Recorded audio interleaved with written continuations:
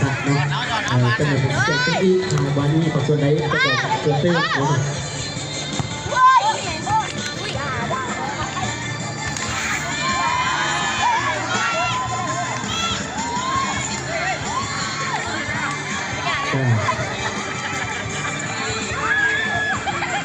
โดยสำหรับทั้งท่านที่มีที่จะมาเนาะแต่ผมว่าเป็นมอบจากขอส่วนทำงานทุกแต่งไม่ทั้งชาววันพุธมอบเป็นงวดหนึ่งตัวเนาะเราจะเป็นลูกค้าซีนากีมอบเสื้อมอบเสื้อนักกีฬาเนาะทางกำลังเป็นเดย์ทางนักกีฬาเป็นจำนวนเยอะซีนากีบวกกันทุกแต่นากีเนาะมันการขอบคุณของเราต้องคิดแต่ขอบคุณทางงานทุกแต่งไม่ระหว่างผู้ประกอบการเวลาตัดส่วนเนาะคือว่าอะไรออกมาเราแต่ติดประมาณจากผู้ประกอบการนี่ชอบเอ็ดนั่น4 สังกีเนาะยังเป็นเด็กที่บริการปันใดแต่ถึงวันจะหน่อยจะมีผู้ประกอบการนี่เป็นสถานหลัก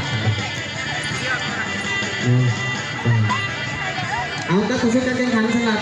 ทีมชายม.ส.โรงการกับม.ส.ตุลาเนาะเอาการแข่งขันในครั้งเวลาที่2นะม.ส.นนจันทร์เฉยๆ15เอาในครั้งเวลาพอดีที่ว่าเขาเห็นประตูแล้ว1 ประตูต่อ 0ม.ส.นนจันทร์ได้1 ก่อนเนาะเบิ่งตั้งที่2มาม.ส.ตุลาเพิ่งสิที่ใครแจกเป็นได้บ่เนาะติดตามกันในครั้งเวลาที่2จ้า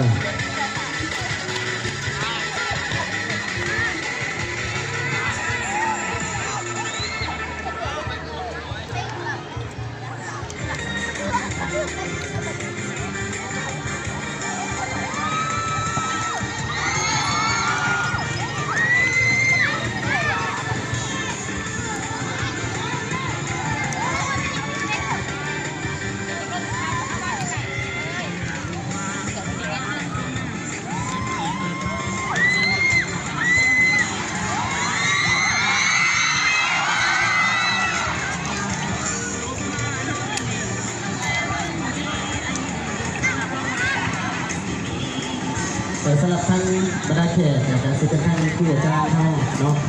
รวมทั้งผู้เป็นเจ้าหน้าที่ผู้ประกอบการและกระทั่งคณะการนำเขาเนี่ย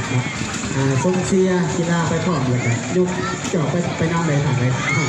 โอเคยุกจอบไปนั่งจ้าเนาะหลังจากนั้นจะมีฟังเข่าสมาธิกับมวลซื่นเนาะจ้า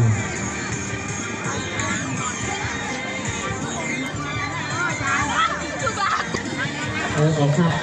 สำคัญจากประกอบการตัวผู้ปกครองเฮียนเป็นประกอบส่วนมาอีก1 พันเนาะจากกระทรวงการอาจารย์ประมาณระดับเนาะส่วนในการเองมาสนใจ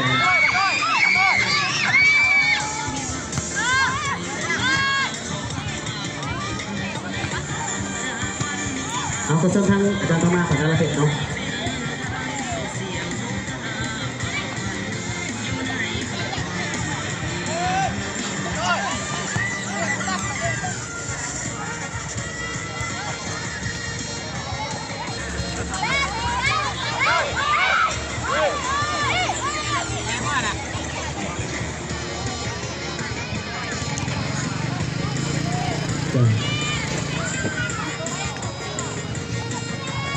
สำหรับโอกาสต่อไป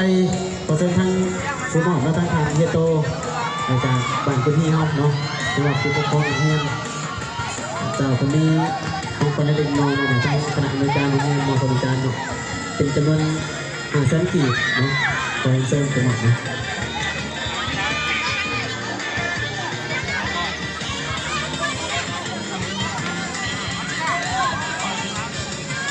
ดอกกันเลยบอกไอ้มันก็ได้บ้านแลนด์นั่นหรอกพ่อ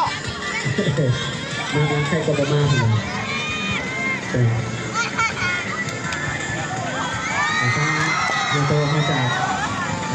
เป็นผู้ปกครองแห้งเนาะ